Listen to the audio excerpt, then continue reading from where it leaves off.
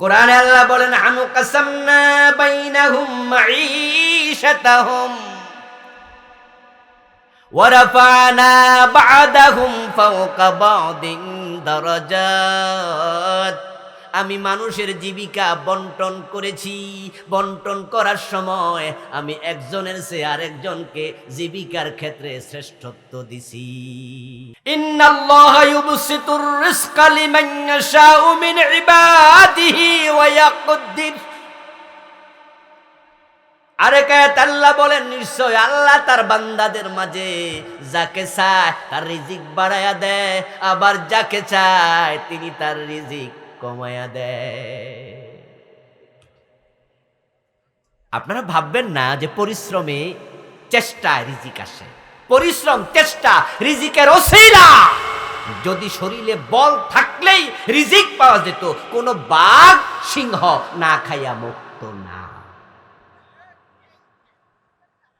আপনারা জিওগ্রাফি চ্যানেলে মাঝে মাঝে দেখবেন কিছু চ্যানেল আছে ভালো, সব চ্যানেল তো খারাপ না। টেলিভিশনের তো দোষ নাই, দোষ হলো যে চালা হে, ঠিক না? টেলিভিশনে যদি আপনি কাবা শরীফের নামাজের ছবি ঢুকাইয়া দেন তাহলে কি কোনো গুনাহ হবে? সাউদিয়া একটা টেলিভিশন চ্যানেল আছে, ওখানে 24 ঘন্টাই কাবার তেলাওয়াত নামাজ এগুলো দেখায়। আবার জি বাংলা আছে, 24 ঘন্টা কবিরা গুনাহ দেখায়, ঠিক না? ঠিক না? সাউদিয়াতে 24 ঘন্টা ইবাদত দেখায়, আর জি বাংলা স্টার জলসা 24 ঘন্টা কবিরা গুনাহ দেখায়। দোষটা কি টেলিভিশন নামক যন্ত্রের না পরিচালকের? জিওগ্রাফি চ্যানেল আছে যেখানে জঙ্গলের জীবজন্তুর ছবি দেখায়, ভিডিও করে আনে, সেগুলো ক্যামেরা দিয়া তারপরে ভিডিও করে তারা চালায়। দেখবেন যে একটা ছোট্ট 10 কেজি 15 কেজি ওজনের হরিণ ধরার জন্য 5টা 7টা বাঘ কিভাবে দৌড়াদৌড়ি করতেছে। আচ্ছা, শখে দৌড়ায় না খাবারের প্রয়োজনে? কথা বলেন না ভাইয়েরা, শখে না প্রয়োজনে? তাহলে শক্তির অভাব নাই, কিন্তু যদি 12 জন 15 জন বাঘে দইরা 10 কেজি ওজনের একটা হরিণ রে পায়, তাহলে বাঘে ফিরবো কয় কেজি? কয় কেজি বাঘে পড়বে? ওটুকুর জন্য জান দিয়া দৌড়াচ্ছে। শক্তি আছে, শক্তি থাকলে রিজিক আসবে না, বন্টনে থাকা লাগবে। জন্মসূত্রে কোটিপতি এমন আল্লাহর বান্দাও আছে কিনা? আচ্ছা, আমাদের ইউসুফ আব্দুল্লাহ হারুন সাহেবের ওনার ছেলে যখন জন্ম নিছে বা মেয়ে জন্ম নিছে, জন্মের সাথে সাথে কি কোটিপতি না? এই বাচ্চা কি কামাই করছিল, চাকরি করছিল, ব্যবসা করছে? জন্মসূত্রে কোটিপতি। যেই বাচ্চাটা ইউসুফ আব্দুল্লাহ হারুন লোটাস কামালের ঔরস থেকে আসলো, ওই বাচ্চা যদি কমলাপুর রেল স্টেশনে কোনো গরিব মায়ের পেটে জন্ম নিত, তাহলে জন্মসূত্রে কয় টাকার মালিক? কিছু নাই। নাহনু কাসামনা বাইনাহুম মাঈশাতাহুম। আল্লাহ বলে রিজিক আমি বন্টন করি। কারণ আছে, কারণ আছে। এবার শোনো, আপনি প্রশ্ন করতে পারেন হুজুর তাহলে আমার গরিব আল্লাহ বানাইলো কেন, ধনীরে ধনী বানাইলো কেন? আল্লাহ বলছে লিয়াত্তাখিযা বা'দুহুম বা'দান সুখরিয়া। এর কারণ হলো আমি একজনকে ধনী বানায়া আরেকজনকে গরিব বানায়া রাখছি, এতে করে দুনিয়া ব্যালেন্স হয়েছে, একে অপরের সহযোগী পাওয়া যায়। সবাই যদি ধনী হতো, তোমার গাড়ি ইঞ্জিন নষ্ট হইলে মেকার ফাইতা কই? কেউ তো মেকানিক হইতে রাজি হতো না। সবাই যদি ধনী হতো, তোমার টয়লেটে বয়লা জমে গেছে, তুমি মেথর পাইতা কই? সবাই যদি ধনী হতো, তোমার গাড়ির ড্রাইভার পাইতা কই? সবাই যদি ধনী হতো, জামা ছিঁড়ে গেলে সেলাই করার জন্য ওই সেলাইকারী টেইলার পাইতা কই? সবাই যদি ধনী হতো, জুতা সেলানোর জন্য তুমি কোথায় পাইতা ওই জুতাওয়ালা? কি নাম জানি, মুসি। কেউ তো মুসি হতে রাজি হতো না। সবাই ধনী হলে মাছ ধরার জন্য জেলে পাইতা কই? দুনিয়াটা থেমে যেত। তাই আমি আল্লাহ কাউকে গরিব কাউকে ধনী বানায়া দুনিয়াটাকে সচল করে দিছি। আল্লাহর হাবিবের সাহাবীদের মাঝে ধনীও ছিল, গরিবও ছিল। সাহাবীরা সবাই জান্নাতি, ঠিক কি না? তা ধনীরাও জান্নাতে যাবে, তবে গরিবরা আগে যাবে। কত বছর আগে? মাশাআল্লাহ, জোরে বলুন, কত বছর আগে? একজন ধনী ব্যক্তি জান্নাতে যাবে, একজন গরিবও জান্নাতে যাবে। দুজনের আমল ভালো, গরিবের আমল যা, ধনীরও আমল তা। কিন্তু সমান আমল নিয়ে আল্লাহর কাছে যাওয়ার পরেও গরিব চলে যাবে ধনীর 500 বছর আগে জান্নাতে। কারণ যার নেয়ামত বেশি তার হিসাবও দিতে হবে বেশি। সুম্মা লাতুসআলুন্না ইয়াওমাইযিন আনিন নাঈম। আল্লাহর সব নবী জান্নাতি, এতে কোনো সন্দেহ নাই। রাসূলুল্লাহ সাল্লাল্লাহু আলাইহি ওয়াসাল্লাম বলেছেন সব নবী জান্নাতে চলে যাবে, কিন্তু সুলাইমান ইবনে দাউদ জান্নাতে যাবে পরে। সবাই চলে যাবে, সুলাইমান দাঁড়ায়া থাকবে। সুলাইমান জান্নাতে যাবে সব নবীর পরে, কারণ সুলাইমানের উপরে আল্লাহর নেয়ামত ছিল বেশি, সুলাইমানকে হিসাবও দিতে হবে বেশি। আপনারা জানেন যে সুলাইমান আলাইহিস সালামের কথা জিনেরা পর্যন্ত শুনত, উনার কথা বাতাস শুনত। আমরা ঢাকা থেকে এসেছি প্রাইভেট কারে চড়ে।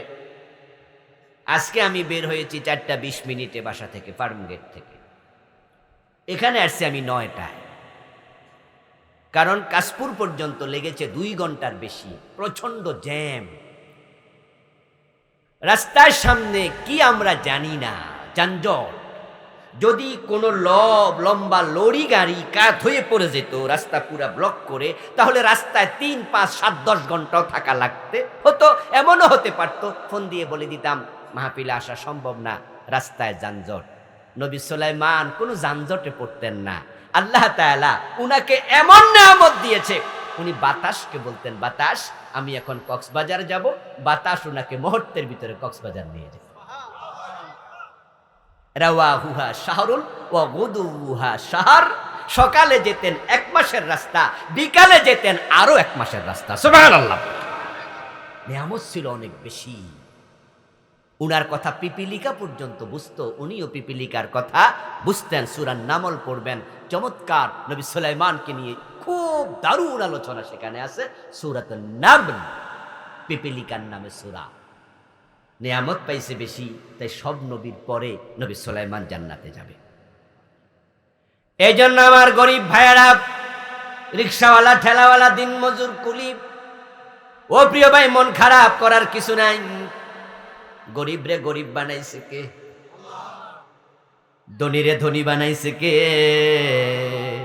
ইয়েস, মানুষ বানানোর 50,000 বছর আগে আল্লাহ তাকদীর লিখছে।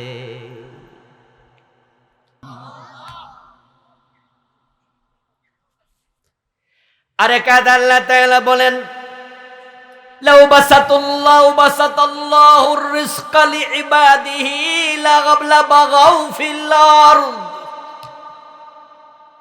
লাউ বাসাতাল্লাহুর রিজকা লিইবাদিহি লাবাগাউ ফিল আরদি। যদি সব মানুষকে আল্লাহ সমান ধনী বানায়া দিত, জমিনে বিপর্যয় তৈরি হতো, কেউ কারো শাসন মানত না। স্কুলে হেডমাস্টার আছে, তার অধীনে 20 জন শিক্ষক আছে। হেডমাস্টার সাহেব 20 জন শিক্ষককে নিয়ে মিটিং করে। আবার স্কুলে হেডমাস্টার সাহেব 21 জন শিক্ষক আছে। স্কুলের সভাপতি 21 জনকে নিয়ে মিটিং করে। মিটিং এর মাঝে বলে, এই প্রিন্সিপাল সাহেব, এটা করবেন, এটা করবেন। শিক্ষকরা প্রিন্সিপালের কথা মতো চলবেন। সবাই কয় জি স্যার, জি স্যার। কারণ সবাই জানে যদি কথা না শুনি লাল নোটিশ ধরাই দেবে, চাকরি চলে যাবে। চাকরি চলে গেলে কি খামু, তাই আনুগত্য করা লাগে। সবাই ধনী হলে কেউ কারো কথা আর শুনত না। আরে আল্লাহর ব্যালেন্স দেখে মাঝে মাঝে মন সাইজে সেজদায় পড়ে থাকি। আমার আল্লাহ কত চমৎকার, কত চমৎকার ধনী বানাইছে, গরিবকে টেস্ট করছে। দেখি গরিবরা ধনীর মাল অন্যায়ভাবে চুরি করে নাকি পরিশ্রম করে কামাই করে। যদি পরিশ্রম করে কামাই করে, চুরি না করে, তার পরিশ্রমটা ইবাদত হিসাবে আল্লাহ কবুল করবে। আবার ধনীকে ধনী বানাইয়া পরীক্ষা করে, দেখি গরিব অসহায় ভিক্ষা চাইলে ভিক্ষা দেয় কিনা। যদি দেয়, আমি আল্লাহ ডান হাতে গ্রহণ করব, তার সাদাকা আমি জান্নাতে যাওয়ার উসিলা বানাই দেব। ও প্রিয় ভাইয়েরা, এর জন্য হতাশ হবেন না। দেখেন আপনার আঙ্গুলের দিকে তাকাইয়া কত চমৎকার ভাবে আল্লাহ হাতটা বানালেন। হাতের আঙ্গুলগুলা সব সমান না, পাঁচটা পাঁচ রকম। জমিনে মানুষের সম্পদ, বিবেক, বুদ্ধি, ক্ষমতা সমান না, এক একজনের ক্ষমতা এক এক রকম। এটার নামই ব্যালেন্স, এটার নামই ভারসাম্যতা। যদিও আমাদের দেশে কিছু মানুষ তারা সমাজতন্ত্রবাদী, সোশ্যালিজম, সোশ্যালিস্ট, তারা বলে না না সবাই সমান হওয়া লাগবে, কেউ খাবে কেউ খাবে না, তা হবে না তা হবে না, কেউ 10 তলায় কেউ 19 তলায়, তা হতে দেয়া যাবে না। কি করতে হবে? সবাই সমান বানাই দিতে হবে। ওরা সোশ্যালিজমকে ফলো করছে। ঠিক তার বিপরীতে ক্যাপিটালিজম, যারা পুঁজিবাদ, তারা হলো না সব আমি জমামু, কেউ খাইতে পারবো না। আর সোশ্যালিস্টরা বলে না কেউ জমাইতে পারবে না, সরকার সব নিয়ে যাবে, সরকার তাদেরকে প্রয়োজন অনুপাতে দেবে, তারা প্রয়োজন অনুপাতে খাবে, সম্পদের মালিক রাষ্ট্র হবে। এটা হচ্ছে সোশ্যালিস্টদের বক্তব্য। আর যারা ক্যাপিটালিজম ফলো করে তারা কয় ব্যক্তি মালিকানা সব, যাকাত টাকা দেয়া দরকার নাই, হালাল হারাম বাসা দরকার নাই, যা মনে চায় খাও। ইসলাম বলে কোনোটাই ঠিক না। ব্যক্তি সম্পদের পরিপূর্ণ মালিক একথা ঠিক, বছর যাওয়ার পরে 2.5% গরিবের যাকাত, ওটা তাকে দিতেই হবে। আবার সবাই সমান হলো গেত মুসিবত। এখন যারা সোশ্যালিজম ফলো করে তারা হয় শ্রেণীবিদ, শ্রেণীর বিরুদ্ধে যুদ্ধ করে, সম শ্রেণীর জন্য কথা বলে, সবাই সমান হয়ে যাবে। এই 5 আঙ্গুল, তার মাঝে সবচেয়ে বড়টা মধ্যমা, ওই মধ্যমা আঙ্গুল মাথা উঁচু করে আছে। এবার বাকি 4 আঙ্গুল যুদ্ধ করবে, যুদ্ধ করে বলবে, এ মিয়া তুমি 10 তলায়, আমরা 19 তলায়, এসব চলবে না, তুমিও ছোট হও। এবার মধ্যমা আঙ্গুলকে কাইটা সমান করলো, করার পরে এবারে 2টা হলো সমান, হওয়ার পরে বাকি 3টা যুদ্ধ করবে না, তোমরা আমার সমান হও। তখন এই 2টা কাইটা এবার হলো কান্নাঙ্গুল কনিষ্ঠার সমান। এবার বুড়াডা ছোট, এটা কয় না তোমরা বড় থাকবে, এসব চলবে না, তোমরাও ছোট হও। এবার কাইটটা এটার সমান হইল, বুর্গাঙ্গুলের সমান হওয়ার পরে এটা কি হাত না মাসুলদানি?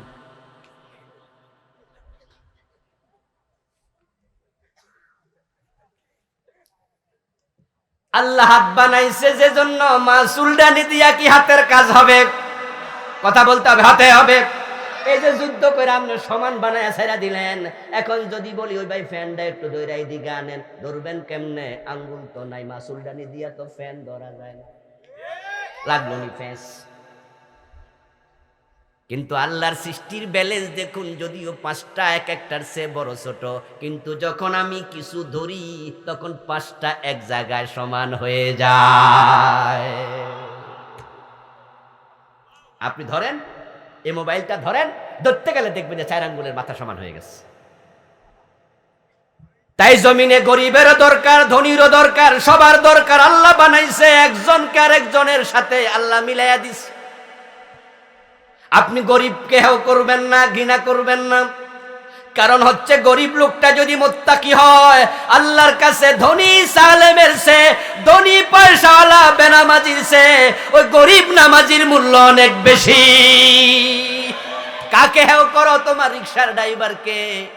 তার তাকওয়া যদি বেশি হয়, তুমি অফিসের ম্যানেজার, রিকশায় চড়েছ, আল্লাহর কাছে রিকশার ড্রাইভারের দাম অফিসের ম্যানেজারের চেয়েও বেশি। ইন্না আকরামাকুম ইনদাল্লাহি আতকাকুম। আমার ভাইয়েরা, ফেরাউনের কথা বলছিলাম, কারুনের কথা বলছিলাম, তারা পয়সাওয়ালা এবং ক্ষমতাওয়ালা, কিন্তু তারা ব্যর্থ। ওমর বলেন তারা ব্যর্থ। এবার তার বিপরীতে বেলালের দিকে তাকান। হযরত বেলাল, আওয়াজ করে বলুন তো, সফল না ব্যর্থ? যারা কথা বলেন নাই মেহেরবানি করে বলেন, হযরত বেলাল ব্যর্থ না সফল? বেলালের কাছে কি কারুনের মতো পয়সা ছিল? ফেরাউনের মতো ক্ষমতা ছিল? হযরত বেলালের বিয়ে করার টাকাও নাই, থাকার ঘর নাই। রাসূলুল্লাহ সাল্লাল্লাহু আলাইহি ওয়াসাল্লামের মসজিদে নববীর বারান্দায় যারা ঘুমাতো তাদেরকে বলা হতো আহলে সুফফা। হযরত বেলাল ছিলেন আহলে সুফফার সদস্য, থাকার জন্য নিজের একটা ঘর বাড়িও ছিল না। কিন্তু সে গরিব বেলাল কেন সফল? রাসূলুল্লাহ সাল্লাল্লাহু আলাইহি ওয়াসাল্লাম মেরাজ থেকে ফিরে এসে বলেন, বেলাল, আমি মেরাজের রাতে জান্নাতে ঢুকেছি, আমার আগে আগে তোমার পায়ের শব্দ জান্নাতে শুনেছি। রাসূলুল্লাহ সাল্লাল্লাহু আলাইহি সাল্লামের ইন্তেকালের পরে হযরত বেলাল মদিনায় আর ছিলেন না, তিনি সিরিয়ায় চলে গিয়েছিলেন। মাঝে মাঝে তিনি মদিনায় আসতেন। হযরত বেলালের বক্তব্য ছিল, যেই শহরে রাসূল নাই আমি কেমনে থাকি, আমার তো সহ্য হয় না। আমি আজান দিলে রাসূল ইমামের জায়গায় দাঁড়াতেন, আমি একামত দিতাম। এখন রাসূল নাই, আজান দেওয়ার পরে আমার কষ্ট আর সহ্য হয় না। তিনি হযরত ওমর থেকে অনুমতি নিয়ে সিরিয়ায় চলে গিয়েছিলেন। হযরত আবু বকরের কাছেও বারবার অনুমতি চেয়েছেন, আবু বকর সিদ্দিক অনুমতি দেয় নাই। বেলালকে বলেছে, বেলাল না না, রাসূল নাই, রাসূলের মুয়াজ্জিন বেলালও থাকবে না মদিনায়, আমি আবু বকর কারে নিয়ে থাকবো, তুমি বেলাল যেও না, তুমি মদিনায় থাকো। ওমরের সময় অনুমতি নিয়ে তিনি চলে গেছেন। মাঝে মাঝে হযরত বেলাল মদিনায় আসতেন, রাসূলুল্লাহ সাল্লাল্লাহু আলাইহি ওয়াসাল্লামকে সালাম দিতেন, কবর জিয়ারত করতেন, তারপর ওমরের দরবারে যেতেন। বেলালের জীবনীতে পাওয়া যায়, হযরত বেলাল যখন ওমরের ঘরে ঢুকতেন, হযরত ওমর বসা থেকে দাঁড়ায়া দরজা পর্যন্ত দৌড়াইয়া আসতো আর বলতো, আতানা সাইয়্যিদুনা বেলাল, আমার নেতা বেলাল আমার কাছে এসেছে। ওমর বলতেন, আমার নেতা বেলাল। হযরত ওমর অর্ধ দুনিয়ার নেতা, আর হযরত বেলাল ওমরেরও নেতা। বেলাল জান্নাতি সাহাবী, জান্নাত পাওয়া হলো সফলতা। তাহলে আমি যে এতক্ষণ ভূমিকাই বললাম আর কি, মূল আলোচনা এখন ঢুকছি। লম্বা ভূমিকা বলার পিছনে কারণ, মূল আলোচনা শর্ট করব। এখন যেই সফলতা জান্নাতের নাম, ওই জান্নাতে যাওয়ার শখ আপনাদের সবার আছে? সবাই জান্নাতে যেতে চান? হ্যাঁ, এই ট্রেন মিস করা যাবে না। আল্লাহ তাআলা আপনাকে আমাকে জান্নাত দিতে কি বাধ্য? ওমা কথা কয় না, আল্লাহ কি জান্নাত দিতে বাধ্য? যেহেতু আল্লাহ বাধ্য নয়, আপনি চাইয়া নেন। আপনার মতো লোকেরে, আমার মতো লোকেরে জান্নাত না দিলে আল্লাহর কিচ্ছু আসে যায় না। এজন্য জান্নাত চাইতে হবে। ক্বালান নবী সাল্লাল্লাহু আলাইহি ওয়াসাল্লাম, মান সাআলাল্লাহাল জান্নাতা সালাসা মাররাত ক্বালাতিল জান্নাতু আল্লাহুম্মা আদখিলহুল জান্নাহ ওয়া মান ইস্তাজারা মিনান নারি সালাসা মাররাত ক্বালাতিন নার আল্লাহুম্মা আজিরহু মিনান নার। রাওয়াহু ইবনু মাজাহ। প্রিয় নবীজি বলছেন, যখন কোনো ব্যক্তি আল্লাহর কাছে 3 বার জান্নাত চায়, এই খবরটা আল্লাহ জান্নাতের কাছে পৌঁছায়া দেয় এবং জান্নাতকে কথা বলার শক্তি দেয়। জান্নাত তখন বলে, আল্লাহ, এই লোকটা যেহেতু আমার মাঝে আসতে চায়, আমি জান্নাত সুপারিশ করলাম, তুমি তাকে আমার মাঝে ঢুকায়া দাও। আবার কোনো ব্যক্তি যখন আল্লাহর কাছে জাহান্নাম থেকে 3 বার ফানা চায়, এই মেসেজটা আল্লাহ জাহান্নামের কাছে পৌঁছায়া দেয় এবং জাহান্নামকে কথা বলার শক্তি দেয়। জাহান্নাম কথা বলে আল্লাহর কাছে সুপারিশ করে, আল্লাহ, এই লোকটা আমি জাহান্নাম থেকে মুক্তি চাই, আমি জাহান্নামও বলি, তুমি তাকে জাহান্নাম থেকে মুক্তি দিয়া দাও। এজন্য তো আমরা সকাল সন্ধ্যায় 7 বার পড়ি, আল্লাহুম্মা আজিরনা। পড়েননি? পড়বেন মাগরিবের পরে, ফজরের পরে। কারণ জাহান্নাম কয়টা? 7টা। জাহান্নামের 7টি দরজা, লাহা সাবআতু আবওয়াব। জাহান্নামের 7টা দরজা। তা আপনি 7 বার আল্লাহর কাছে যদি জাহান্নাম থেকে ফানা চান, আল্লাহ প্রতিবারে একটা জাহান্নাম থেকে ক্রস চিহ্ন দিয়ে আপনারে মুক্তি দেয়। তাহলে আপনি 7 বার ফানা চাইলেন, 7 জাহান্নাম থেকে মুক্তি পেয়ে গেলেন। আল্লাহুম্মা ইন্না নাসআলুকা রিদাকা ওয়াল জান্নাহ ওয়া নাউযু বিকা মিন সাখাতিকা ওয়া আযাবিন নার। জাহান্নাম থেকে ফানা চাই, আল্লাহ জান্নাত চাই। আমরা রমাদান মাসেও দোয়া করেছি বারবার, আল্লাহুম্মা আজিরনা মিনান নার, ইয়া মুজিরু ইয়া মুজিরু ইয়া মুজির। ঠিক না? এগুলো আমরা পড়েছি, পড়বেন নিয়মিত। যে জান্নাতে যাওয়ার শখ আপনারা লালন করছেন, ওই জান্নাতে যাওয়ার জন্য দুটি শর্ত, যেটা আমার আজকের আলোচনার মূল প্রতিপাদ্য। সূরা বুরুজের 11 নম্বর আয়াতের মূল আলোচ্য বিষয়, ইন্নাল্লাযীনা আমানু ওয়া আমিলুস সালিহাতি লাহুম জান্নাতুন তাজরি মিন তাহতিহাল আনহার। নিশ্চয় যারা ঈমান আনবে এবং নেক আমল করবে, আমার আল্লাহর ঘোষণা, তাদের জন্য জান্নাত বানায়া রাখছি। জান্নাতে যেতে হলে দুটি শর্ত পূর্ণ করতে হবে। ইজা ফাতা শারতু ফাতাল মাশরুত। এটি শরীয়তের একটি মূলনীতি। শর্ত যখন পাওয়া যাবে না, মাশরুত তখন পাওয়া যাবে না। নামাজ শুদ্ধ হওয়ার জন্য ওযু করা শর্ত। কোন ব্যক্তি যদি চমৎকার ভাবে নামাজ পড়ে কিন্তু ওযু ছাড়া, নামাজ হবে? বিয়ে হওয়ার জন্য দুইজন সাক্ষী থাকা শর্ত। ইজাব এবং কবুল হলো বিয়ের রোকন। ছেলের পক্ষ থেকে প্রস্তাব দেবে অথবা মেয়ের পক্ষ থেকে প্রস্তাব দেবে, বিপরীত জন কবুল বলবে। যদি আমাদের দেশে স্বাভাবিকত মেয়েরাই কি বলে, কি মনে হয় কেউ বিয়েই করে নাই, লক্ষণ তো বালাপ দেখতেছি না। এই যারা বিয়ে করছে বলেন না, কবুলটা কে বলে?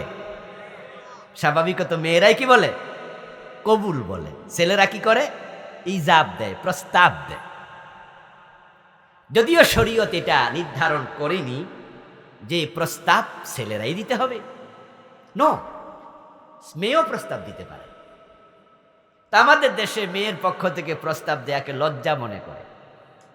রাসূলুল্লাহ সাল্লাল্লাহু আলাইহি ওয়াসাল্লাম বসে আছেন, একজন মহিলা এসে বলছে, ইয়া রাসূলুল্লাহ ওয়াহাবতু লাকা নাফসি। ও প্রিয় নবী, আমি আমাকে আপনার জন্য উৎসর্গ করলাম, আমি আপনার কাছে বিয়ে বসতে যাই, আমি বিয়ের প্রস্তাব দিলাম। কে বলছে কথা? এই ওয়াজ যারা শুনেন মনোযোগ দিয়ে শুনেন, বাড়ি পর্যন্ত নিয়েন। এই কথাটা কি রাসূল বলেছে? কে বলেছে? তাহলে প্রস্তাব দাতা কে এখানে? মহিলা, অসুবিধা নেই তো। আল্লাহর হাবিব মহিলার দিকে তাকালেন, তাকিয়ে তিনি কিছু বললেন না। কষ্ট করবেন না ভাই, ফ্যানটা আর একটু আগে দিন। কিছুক্ষণ পরে মহিলা আবার একই কথা বলল। ভাই কষ্ট করে একটু দিকে কাছাকাছি আনো, গরম লাগছে। আল্লাহর হাবিব মহিলার দিকে আরেকবারও তাকালেন, কিছু বললেন না। কিছুক্ষণ পর মহিলা আবারও একই কথা বলল। রাসূলুল্লাহ সাল্লাল্লাহু আলাইহি সাল্লাম আরেকবার তাকালেন, কিছু বললেন না। কয়বার হলো? ভাইরা কথা বলুন, কয়বার? ওই মহিলা বুঝে নিলেন আমার প্রতি প্রিয় নবীর কোনো আকর্ষণ নেই। এবার মহিলা রওনা দিল। রওনা দেয়াতে সেখানে উপস্থিত ছিলেন একজন সাহাবী। তাদের মাঝে উপস্থিতদের মাঝে একজন সাহাবী ছিলেন, তিনি বললেন, ইয়া রাসূলুল্লাহি, আমি বুঝতে পেরেছি ওই নারীকে বিয়ে করার কোনো আগ্রহ আপনার নাই। এখন আমি তো গরিব মানুষ, বিয়ে করার সামর্থ্য আমার নাই, কিন্তু আমার বিয়ে করা বড় দরকার। আপনি দয়া করে যদি ওই মহিলার সাথে আমাকে বিয়ে দিয়ে দিতেন। প্রিয় নবীজি মহিলাকে ডাকলেন, ও মহিলা শোনো, আমি তোমাকে এই লোকের সাথে বিয়ে দিতে চাই। মহিলা বলল, হুজুর আপনি যদি দিতে চান আমার কোনো আপত্তি এবার প্রিয় নবীজি ছেলেটাকে বলল, মিয়া বিয়ে যে করবা, বউরে তো মোহর দেয়া লাগবে, কি আছে বলো মোহর দেয়ার মতো? লোকটা বলল, ইয়া রাসূলুল্লাহ আমি বড় গরিব, মোহর দেয়ার মতো একটা টাকাও আমার কাছে নেই। আল্লাহর হাবিব বললেন, বলো কি মিয়া, বিয়া করবা মোহর দিবা না? এটা তো হয় না। যাও বাড়ি যাও, ফালতামিস ওয়ালাউ কানা খাতামান মিন হাদিদ। বাড়ি যাইয়া দেখো তো লোহার কোনো আংটি পাও কিনা, মোহর দেওয়ার মতো লোহার একটা আংটিও যদি পাও, আমি এটাকে মোহর হিসাবে ধরে বিয়ে পড়াইয়া দেব। ওই সাহাবী বাড়িতে গেলেন, ফিরে এসে বললেন, ইয়া রাসূলুল্লাহ, খোঁজাখুঁজি করেছি কিন্তু মোহর দেওয়ার মতো আংটিও নাই। সুবহানাল্লাহ পড়েন। আচ্ছা, এমন গরিব কে কে আছেন? হাত তোলা দেন। তারপরও মন খারাপ কেন করেন? কেন আল্লাহর প্রতি অনুযোগের আঙ্গুল তোলেন? জানলা আমার গরিব বানাইছো কেন? ওই সাহাবীর খবর দেখেন, কত গরিব, কিন্তু আল্লাহর কাছে কোনো অভিযোগ ছিল না। নসর ভাই আমার আগের বক্তা সূরাতুল ফাত থেকে আলোচনা করছে না, ইন্না ফাতাহানা লাকা ফাতহাম মুবিনা। সাহাবীদের কথা তিনি বলেছেন যে সাহাবারা হিজরত করে যারা মক্কা থেকে মদিনায় গেছে, মক্কায় কোটিপতি ছিল, হিজরত করেছে যখন যাইয়া থাকার মতো মদিনায় ঘরও ছিল না, ঈমানকে প্রাধান্য দিয়েছে, থাকা টাকা পয়সা ছেড়ে দিয়েছে। ওই সাহাবী বসে বললেন, ইয়া রাসূলুল্লাহ, একটা লোহার আংটিও তো নাই। আল্লাহর হাবিব বললেন, তাহলে বিয়েটা দেই কেমনে? এবার সাহাবী বলতেছি, ইয়া রাসূলুল্লাহ, আমার গায়ে একটা চাদর আছে, আপনি অনুমতি দিলে আমি চাদরটার মাঝখান দিয়া ছিঁড়ে ফেলবো, অর্ধেকটা আমি পরিধান করব, বাকি অর্ধেকটা মোহর হিসাবে আমি আমার বউরে দেব। প্রিয় নবী বললেন, এই চাদর যদি মাঝখানে ছিঁড়ে ফেলো, এটা তোমার গাও ঢাকবে না, তোমার বউয়ের গাও ঢাকতে পারবে না, তা চাদরটা কাটটা তো কোনো লাভ হবে না। আমি তোমাকে প্রশ্ন করলাম, তুমি কোরআন মাজিদ জানো নাকি পড়তে? ওই সাহাবী জবাব দেন, হ্যাঁ ইয়া রাসূলুল্লাহ, আমি অমুক অমুক অমুক অমুক সূরা মুখস্থ জানি। এবার রাসূল মহিলাটাকে প্রশ্ন করলেন, তুমি কোরআন পড়তে জানো? ওই মহিলা বলি, ইয়া রাসূলুল্লাহ, আমি এখনো কোরআন ভালো করে পড়তে পারি না। রাসূলুল্লাহ জামার দিকে লক্ষ্য করে বললেন, বিয়া দিয়া দিলাম, মোহর হইল তাকে কোরআন শিখাইয়া দিবা। বিয়ের প্রস্তাব মেয়েরাও দিতে পারে, ছেলেরা ইজাব দিত কবুল বলতে পারে, যদিও আমাদের দেশে মেয়েরাই কবুল বলে, ছেলেরা ইজাব বলে। ইজাব এবং কবুল হলো রোকন। এখন একটা ছেলে একটা মেয়েকে বলল, আমি তোমারে বিয়ে করলাম, মেয়েটা বলল কবুল, বিয়ে কি হবে সাক্ষী যদি না থাকে? হবে। এজন্য ইজা ফাতাশ শারতু ফাতাল মাশরুত, কোটিবার কবুল কইয়াও লাভ হবে না, সাক্ষী যদি না থাকে। শর্ত পাওয়া যায় নাই, মাশরুত পাওয়া যাবে না। নামাজ বড় সুন্দর, সূরা ইয়াসিন তেলাওয়াত করলেন এক রাকাতে, সূরা রহমান আর এক রাকাতে, লম্বা রুকু লম্বা সিজদা, দারুণ নামাজ, কিন্তু ওযু করেন নাই। এই নামাজের দাম এক পয়সাও নাই। ইজা ফাতাশ শারতু ফাতাল মাশরুত, ইন্নাল্লাযীনা আমানু ওয়া আমিলুস সালিহাতি লাহুম জান্নাত।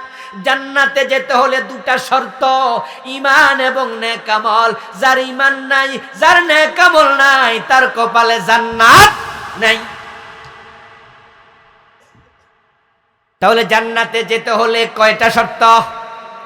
সবাই বলুন, আরো জোরে বলেন, কয়টা শর্ত? শর্ত দিয়েছেন কে? আল্লাহ। যা বলেন সেটা চূড়ান্ত, সেখানে ডিসকাউন্ট চাওয়ার কোনো সুযোগ নেই। সূরাতুল বুরুজের 11 নম্বর আয়াতে আল্লাহ তাআলা বলছেন,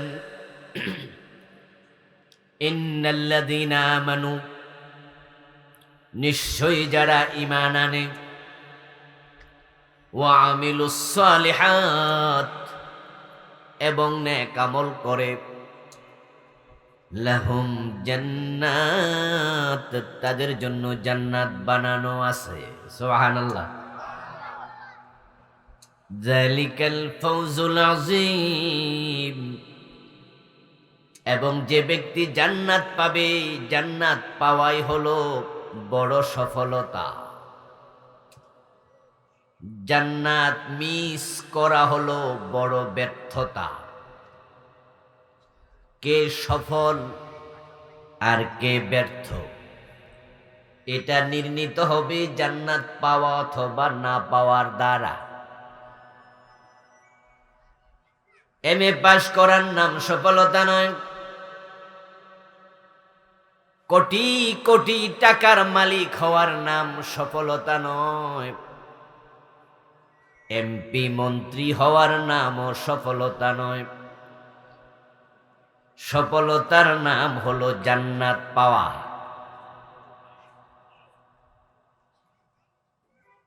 খাওয়ার জন্য খাবার নাই, থাকার জন্য ঘর নাই, পরিধান করার জন্য কাপড় নাই, ফুটপাতে থাকে গরিব মানুষ।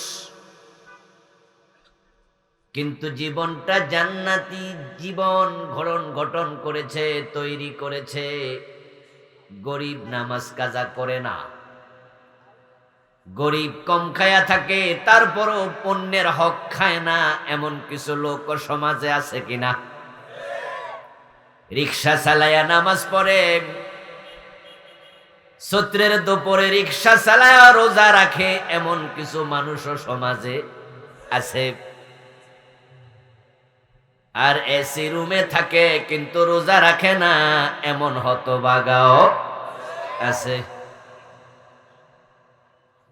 প্রচন্ড শীতের মাঝে ফজরের সময় ঘুম থেকে উঠে ঠান্ডা পানি দিয়া ওযু করে, আবার ঘরের মাঝে গিজার লাগানো আছে, সুইচ টিপ দিলে পানি গরম হয়ে যায়, এমন যন্ত্র আছে না? ঘরের মাঝে এমন যন্ত্র লাগানো আছে, সুইচ টিপ দিলে পানি গরম হতো, ঠান্ডা পানি দিয়ে ওযু করার প্রয়োজন হতো না, কষ্ট পাইতো না। এরপরেও গরম পানি থাকার পরেও ফজরের নামাজ কাজা করে ঘুমায়া থাকে, এমন কিছু লোক আছে না নাই? গরিবের টিনের ঘর, সনের ঘর, আর ওই বেডার এসি, 10 তলা 5 তলা বিল্ডিং ঘর। আপাত দৃষ্টিতে তাকালে দুনিয়ার মানুষ মনে করবে এ গরিব হলো ব্যর্থ মানুষ, ওই ধনী হলো সফল মানুষ। অথচ যে ব্যক্তি বেনামাজি তার কপালে জান্নাত নাই, কারণ নামাজ হলো জান্নাতের চাবি। নামাজ হলো ঈমানের পরিচায়ক। রাসূলুল্লাহ সাল্লাল্লাহু আলাইহি ওয়াসাল্লাম বলেছেন, মান তারাকা সালাতাম মুতাআম্মিদান ফাকাদ কাফারা। যে ব্যক্তি ইচ্ছা করে নামাজ ছেড়ে দিল সে কাফের হয়ে গেল। ও বেটার 10 তলা বিল্ডিং আছে কিন্তু নামাজ নাই, লোকটা জান্নাতি না জাহান্নামী? আর আরেক বেটা সনের ঘরে ঘুমায় কিন্তু নামাজ কাজা করে না, গরিব কিন্তু জান্নাতি। যে জান্নাতি সে সফল, যে জাহান্নামী সে হলো ব্যর্থ। যদিও আমরা ভুল বুঝি, আমরা সফলতার মানদণ্ড বানিয়েছি টাকা পয়সা ক্ষমতাকে। তাই যে 5 লাখ টাকা মাসে বেতন পায়, সমাজের সবাই মনে করে সে সফল মানুষ। স্বামী মরে গেছে, বাচ্চাটাকে মানুষের বাড়িতে কাজ করে, জিয়ের কাজ করে লালন পালন করছে, এত গরিব। তারপরে আস্তে আস্তে করে কুমিল্লা জেলা স্কুল থেকে এসএসসি পাশ কইরা, ভিক্টোরিয়া কলেজ থেকে এসএসসি, তারপরে ঢাকা ইউনিভার্সিটিতে অনার্স, মাস্টার্স, এখন বিসিএস কর্মকর্তা, সরকারি ভালো বেতন পায়। ওই গরিব মাকে এখন মানুষের বাড়িতে আর কাজ করতে দেয় না। 2-4 বছর পরে একটা ছোট্ট বিল্ডিং করে দিছে, এখন বছরে 3-4-5 জোড়া কাপড় কিনে দেয়। ওই মা এখন মোটামুটি ভালো চলে, এলাকার লোকেরা কানাকানি করে, অমুকের দিকে আল্লাহ এখন চোখ তুলে তাকাইছে। একটা ছোট্ট বিল্ডিং হয়েছে, মাসে বছরে 2-4 জোড়া কাপড় পাচ্ছে, একটু ভালো খাবার দাবার খায়, তাই আল্লাহ নাকি এর দিকে তাকাইছে। এর আগে আল্লাহ চোখ বন্ধ করে আসিল। তো আল্লাহ তাকাইছে, মানুষ কি বুঝাইলো? মানুষ বুঝাইলো তার উপর আল্লাহ করুণা করছে, রহম করছে। মানুষ মনে করে যারে আল্লাহ টাকা দেয় তার উপর আল্লাহ রহম করে, সে ভালো সফল।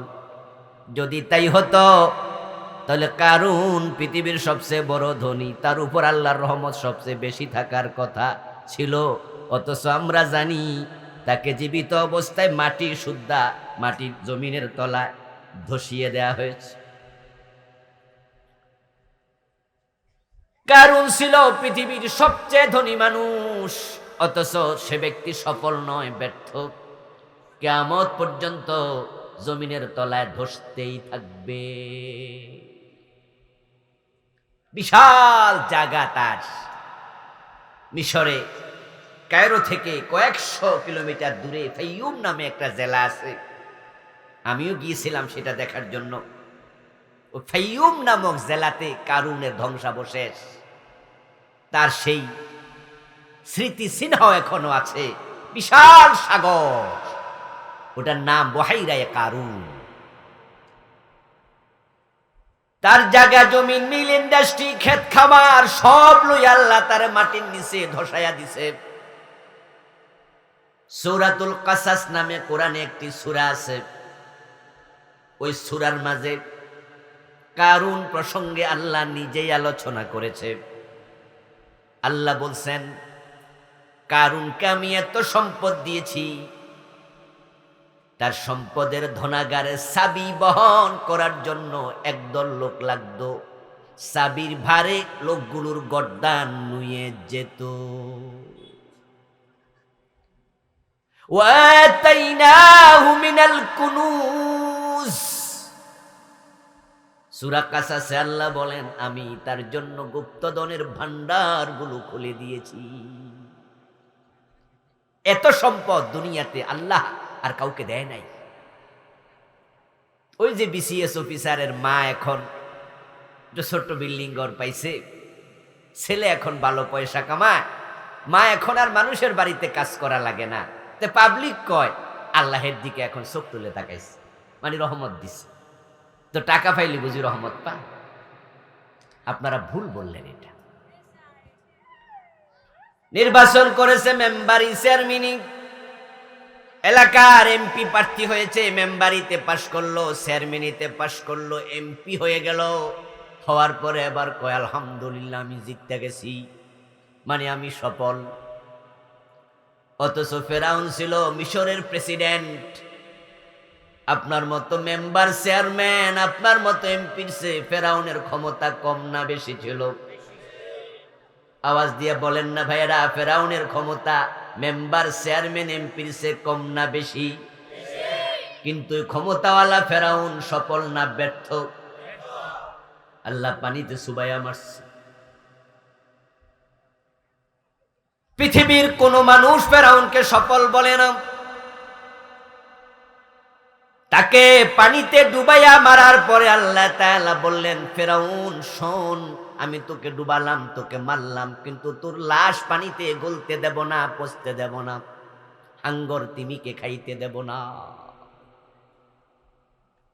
আল-ইয়াওমা নুনাজ্জিকা বিবাদানিকা লিতাকুনা লিমান খালফাকা আয়া।